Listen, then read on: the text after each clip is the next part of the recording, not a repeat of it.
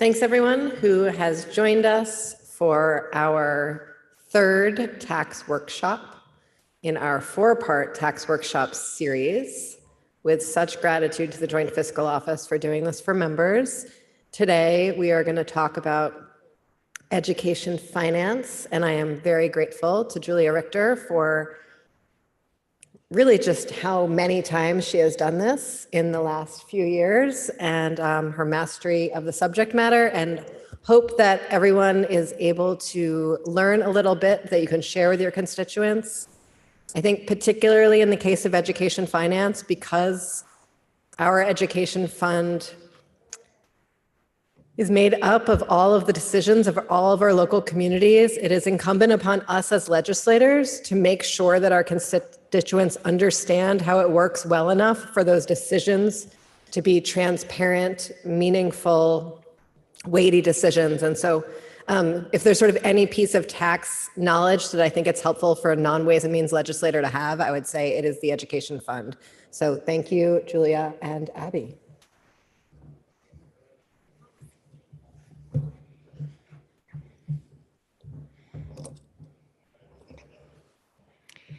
Hello, everyone. I'm Julia Richter from the Joint Fiscal Office. It's great to see familiar faces. So put together a broad overview of education finance in Vermont. For those of you watching at home, this presentation is also available on the Ways and Means website.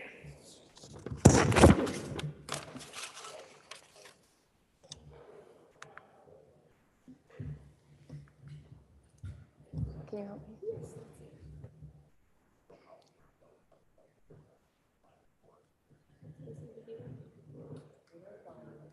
Oh, there we go. Thank you. So in terms of the presentation today, we're really going to start with an overview of education finance in the state. Then we're going to touch on education expenditures at a high level. And then we're going to focus on education funding, specifically non-property tax sources, the non-homestead property tax, and lastly, homestead property tax and income sensitivity. So when thinking about Vermont's education finance system, it's helpful to think about how it's different from other states. It's a statewide funding formula with local property tax administration. So this means that school district spending is determined at the local level. School boards set budgets, and then those budgets must be approved by local voters. And then the legislature sets the education yields and the property tax rates, which I'll go into later in the presentation.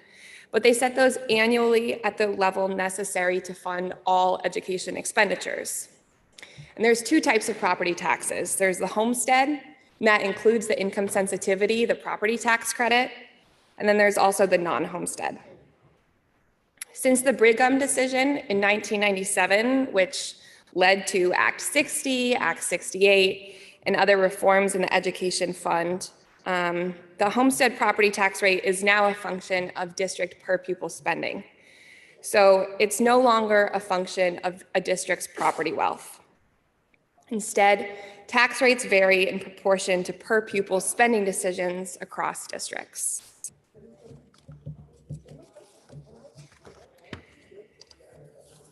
So in terms of a brief history, I think it's helpful to think of where we were and where we are now. So as I mentioned, prior to 1997, prior to the Brigham decision, Vermont relied on a foundation program to fund its education system. Essentially, there was a base level of funding to each school district, and then state aid was provided to districts that were unable to raise the full foundation amount on their own. But then this led to inequities in towns' tax rates and per pupil spending. Fluctuations in the state's fiscal status led the legislature to underfund the foundation formula and to reduce state costs. So essentially, this led to the Brigham decision, which determined this was unconstitutional, and this led to the passage of Act 60, also in 1997. So as I mentioned before, now a town's property wealth no longer affects its education tax rate. We have a statewide education fund. And I'll get into more detail in terms of how that per pupil spending affects local rates. So in terms of the education finance timeline, looking at it mostly from a state level, we can sort of think about things starting on December 1st, when the tax commissioner, quote unquote, recommends education tax rates for the next fiscal year. This is really a ministerial task in a lot of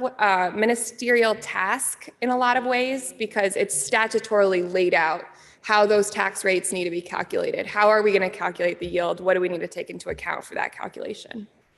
And that's done in consensus with our office, the Joint Fiscal Office.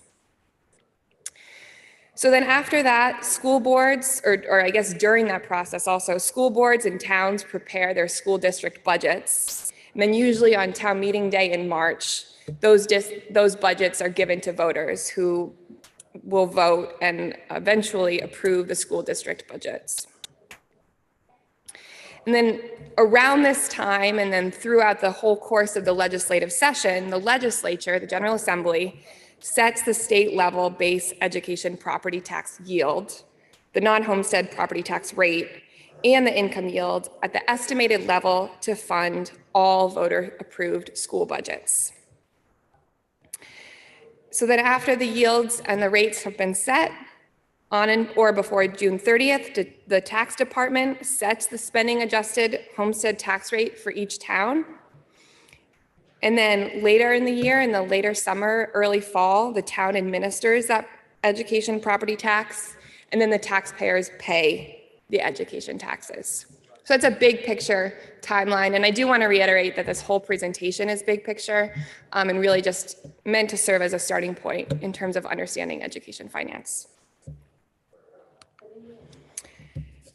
So moving into the education expenditure side of things, the education fund is different from other funds at the state level because the expenditures ultimately drive what the yields and the property tax rates are going to be. So we're going to look at the education expenditures first and how those shake out. So as I mentioned before, at a local level, each school district builds an annual budget, and this budget requires voter approval. And I think it's helpful to think about these local budgets as having sort of two primary parts. We have offsetting revenues and education spending. So offsetting revenues includes things like state and federal categorical aid, tuition revenues that are paid to the district, the school district's prior year surpluses or deficits, and the school district's reserve funds. So those are all examples of offsetting revenues. And then the other part of the school budget is called education spending. And this is essentially all of the funds that a school district has in its budget net of the offsetting revenues it receives. So we can think about, we've got the school district budget, we take out all of the offsetting revenues, and then whatever is left is the education spending. And this is an important metric because this is one of the factors that goes into the locally adjusted property tax rates.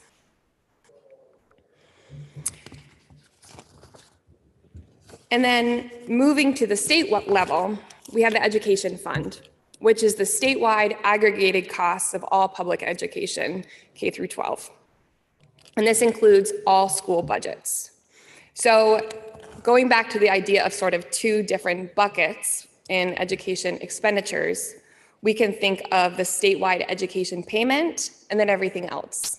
So the statewide education payment, that's the aggregated amount of all school districts' education spending, what we just talked about on the previous slide. And then the other education expenditures, that includes things like categorical aid, so special education, transportation, one-time appropriations, and other operating and administrative costs at the state level. So I know that we can't see the numbers on this slide, but it's just helpful, I think, to think about how are we keeping track of all of these things and where do they shake out. So what we see on the slide here is the Education Fund Outlook, which is published throughout the year by our office to keep track of different things moving in and out of the education fund and policies that are being considered by the legislature. So what I've got here on the screen, screenshot of this education fund outlook, and blown up is the appropriations. And this just lays out the specific line items and appropriations. And you'll see throughout the session, the Education Fund Outlook is updated to include potential bills that the legislature is including that may affect the Education Fund appropriation side of things. And I just want to note the education payment, so that aggregated sum of all ed spending, that's about 80% of all appropriations in the Education Fund. So that wraps up my high-level overview of education expenditures and moves us into education funding. So the Education Fund pays for education across the state, public education. And I think it's helpful to think of the Education Fund as having, once again, going back to that idea of the two buckets. So we can think of the property tax sources and the non-property tax sources. So the property tax sources are in green, and that's the non-homestead and the homestead. And then the other sources include things like the sales and use tax, a portion of meals and rooms, purchase and use, lottery transfer, Medicaid transfer, and other sources as well. Oops. So this is also just for your reference in terms of how to read the Education Fund Outlook. There's also a portion of the Outlook that examines the sources that are coming into the Education Fund. So we can see that it's the property taxes, the property tax credit, that's that income sensitivity I'll talk about in more detail later on, but that's essentially considered a negative revenue in the Education Fund Outlook. And then it has those other non-property revenue sources. And so the non-property revenue sources, those come from, or the estimates of those come from the forecast. So those are estimated by the legislature's economist, Tom Cavett, and we plug those in and we estimate, how much is going to be coming into the Education Fund from those non-property revenue sources. Because all expenditures need to be funded, there needs to be something to make up that difference, dependent on how high the expenditures or low the expenditures are, as well as the performance of those non-property revenue sources. And that leads us to property taxes, which are set to keep the Education Fund balanced. So as I mentioned, the amount that needs to be raised by the property taxes is determined by subtracting those non-property tax revenues from the total uses. So there's those two property tax bases subject to the statewide education tax, and the rates differ by the base. There's the non-homestead property and there's the homestead property. I would refer you to statute if you want to really understand exactly how these definitions work. But essentially, I think it's helpful to think about homestead property as being the principal dwelling and the parcel of land that's surrounding that. And then the non-homestead property is everything else that's not exempt. So this is the lines are very long in terms of what's exempt, so I would defer you to statute if you're interested in those exemptions. But the non-homestead property tax is uniform across towns. So the equalized tax rate, meaning it hasn't been adjusted by the common level of appraisal, you might have heard about this, but the equalized non-homestead property tax rate is uniform across all towns.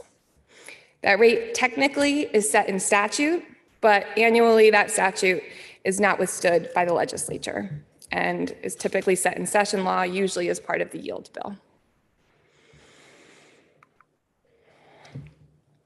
And then moving into homestead property tax. So this is a tax on all taxable real property that qualifies as homestead. So that principal dwelling and the surrounding parcel of land.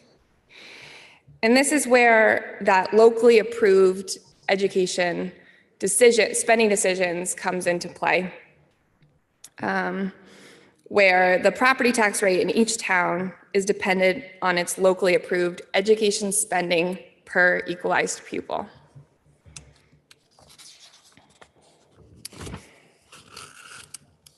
So I tend to think in equations, so I put this up here for people who think about things the same way. But just in terms of walking through the intuition of this equation and how things work. So by statute, the tax rate is $1, or the minimum tax rate is $1 for homestead property. And this effectively creates an informal floor on per pupil education spending, because regardless of what towns or districts decide to spend, they're going to have at least $1 in terms of their homestead property tax rate. And then after voters approve the school budget, that homestead property tax rate is adjusted by the education spending per equalized pupil in the district. And so we can see here in the equation that spending adjusted equalized property tax rate is the dollar base multiplied by sort of 3 different factors. I'll walk through them. There's the education spending.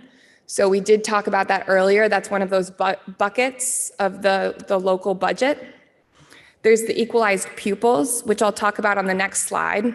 But essentially, that's how many, after a few calculations, how many pupils are in that district after applying the weights. And both of those metrics, the education spending and the equalized pupils, those are specific to the school district. And then that education spending per equalized pupil is divided by the property yield. And the property yield is set statewide in the yield bill. And then just one final note, the third bullet here. If a town belongs to more than one school district, there are towns that belong to multiple school districts, their homestead tax rate is weighted by enrollment in each district. So getting into the second factor that goes into this locally adjusted property tax, homestead property tax rate is equalized pupils. You might recall Act 127 of last year, the pupil weighting bill made a number of changes to pupil weights.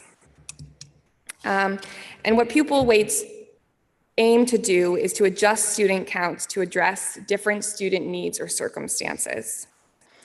So after average daily membership, which essentially is trying to capture, how many kids are sitting in chairs on average in the school. After ADM is reported, weights are applied to certain types of students to account for potential higher costs to educate those students. Some examples of weights that were prior to Act 127 and are moving into Act 127 are things like kids from economically disadvantaged backgrounds, English language learners, and a number of other categories. And then under current law, and this is only going to apply for one final year because Act 127 is due to kick in next year in FY25. But under current law, after weights are applied to all school districts' pupil counts, then the equalization ratio is used to make the number of state equalized pupils match the overall student count. This is a mathematical exercise.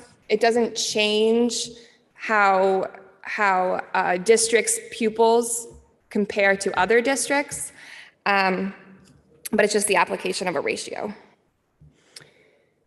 So those are pupil weights and equalized pupils. So now we've covered the top part of that local adjustment, education spending per equalized pupil.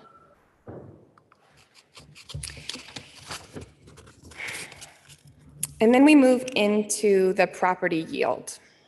So the property yield can essentially be thought of as the per equalized pupil amount of spending that the fund can support with a uniform homestead rate of $1 on homestead value. So thinking about the intuition of this, in districts that spend more per equalized pupil than the property yield, their homestead property tax rate is going to be increased proportionate to how much more they're deciding to spend. I do have an example on the slide. So in FY22, the property yield was $11,317. So districts that spent per equalized pupil, that $11,317, or lower had a equalized homestead property tax rate of $1. Districts that spent above that had an equalized rate that was more than $1 to account for however much more they were spending per equalized pupil.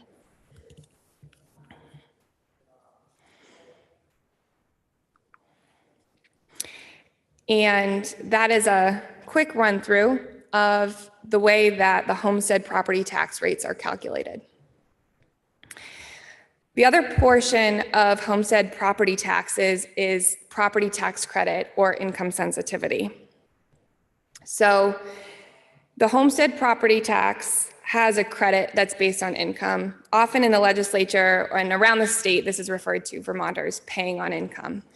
And essentially what this is there's a credit that, dependent on the household income as well as the property value, there's a credit that's applied to that total amount that a household needs to pay for its homestead property tax.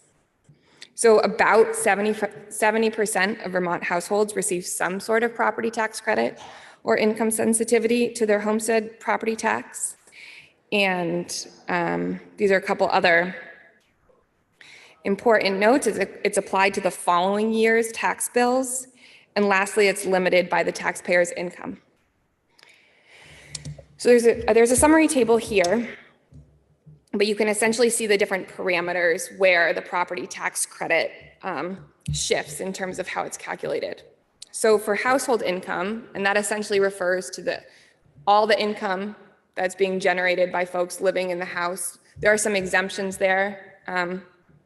That's a way to think about it. So household income that's less than or equal to $47,000, the property tax credit may be used in the first $400,000 of the house site value. There's also additional tax relief based on household income for those households. And I will go into more detail of these different parameters. Then there's the $47,000 to $90,000, where the property tax credit may be used on the first $400,000 of house site value, but they no longer qualify for that additional tax relief. And then there's above $90,000, where the property tax credit may be used in the first $225,000 of house site value. And there's this $134,800 in here. This is not set in statute. This is a mathematical exercise. At some point, a household will no longer ever qualify for a property tax credit. So we just calculated this so that you had some sense of, where is that break-even point for Vermont households. And that changes by year, dependent on everything that's going, the yields, incomes, grand list values, all of that. So there's also an income yield. And this is similar in terms of interpretation to the homestead property yield. So you'll see that there's a lot of similarities in the equation as well. So there's the income tax rate has a base of 2%, and then it has that local adjustment as well. And you can see that the local adjustment is very similar. It's the education spending per equalized pupil. So it's going to be the same as we were looking at for the homestead property tax adjustment, and it's divided by the income yield. And the income yield has a similar intuition as well. It's the per pupil amount of spending that the fund can support with a uniform tax rate on income.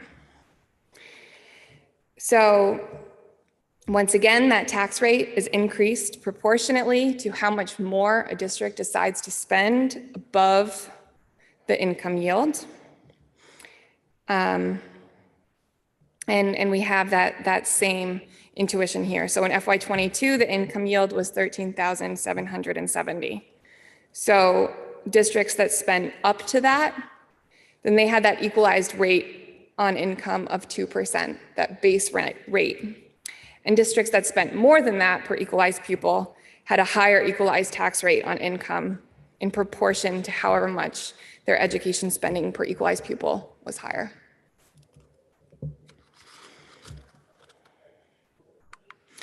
I alluded to this earlier, but there's also additional credits or property tax relief for households with income under $47,000. So this is often referred to as the circuit breaker. And essentially it is calculated if their net education tax exceeds a fixed percentage of the household income.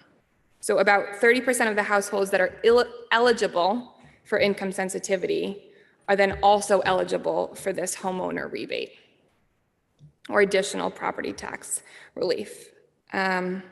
So we can see that it's split into sort of two pots. We've got the net state education tax, and you can see the delineations there, where you can interpret this as a household income if they are making less than $10,000 a year, then their tax can only be 0.5% of their income. And then there's also the municipal property tax credit, and that can be interpreted the same way. The net state education tax, that's a cost that's borne, a tax expenditure that's borne out of the education fund. And then the municipal property tax, that's borne by the general fund, because municipalities are essentially receiving that difference in revenue because of this cap. This is my final slide. It's really just meant to review everything that we've gone through. So there's no new information on here, but it's essentially, I think, a helpful resource in terms of thinking about, okay, at different household income levels, different house site values, how is the amount calculated that would be paid on income, and what is the calculation of the property tax credit? And then here are a few resources if you're looking into education finance and have questions about data or anything. Thank you. Are there any questions?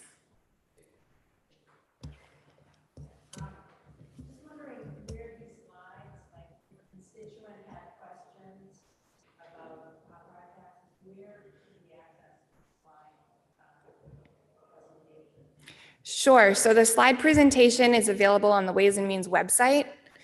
We also have on the Joint Fiscal Office page, we have a tab that has sort of all of our primers or 101 presentations available, and this education finance is also available on that tab.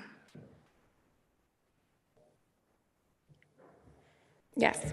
Just to go back to the ancient history, pre-1997, was Brigham addressing the idea that a property-rich town could spend less to educate students in the same fashion or to educate better and spend less? And that's where access needs to be from? Yes, and I will defer to my colleague, Abby Shepard from Legislative Council to talk about the legal side of things. That's okay. Yeah. So I'm Abby Shepard. I'm an attorney who works in taxation at Legislative Council. I only heard the first part of your question. I'm sorry. I was hoping you could. The microphone, that's right. Basically just trying to understand the history better, where all of this came from. So pre-1997 was the fundamental inequity that was being addressed, that property-rich towns could spend less for the same kind of education, or okay. Yes, that's correct. And that's where all the rest of this flows from? And sorry, I didn't understand. That's where all the rest of this flows from, essentially? That's okay. I thought that was Yes a simple one. No. So what Brigham said is that the state is responsible for providing substantially equal access to education, but the means of financing education is left up to the discretion of the General Assembly. So the not allowing property-rich, quote-unquote, towns to have lower tax rates was found to be unconstitutional, but the other parameters that Julia just walked through are policy decisions. Thank you. Sure. Are there any other questions? Yes. Yeah, is there a report that comes out that tells how well the scheme is working with regard to equity and the balance between the rich and the poor communities, either property rich or income rich? So do we know whether the education formula has actually done what it was intended to do? That's a great question. I'm not aware of a specific report, but I can certainly look into resources and get back to you. Okay, thank you. Yes. So there's one report that was done, I don't know, maybe 5 years ago, that looked at sort of adequate education levels and what that meant. And then there's a follow-up evaluation study from the implementation of the pupil weights, which is answering those questions, I think, quite specifically, but we won't receive that until 2035. something like that. Yeah. So we might not be here anymore for that opportunity.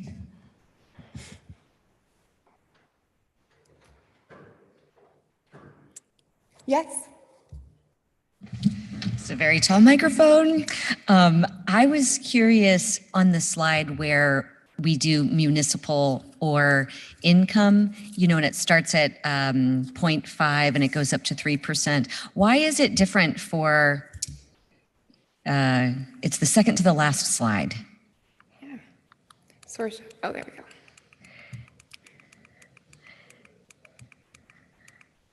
Here we go.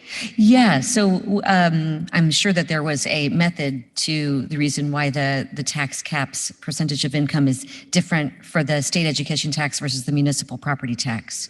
But is there a reason that we should know about? I'm not sure what the intent was behind that. It's really a policy decision. Okay, thank you.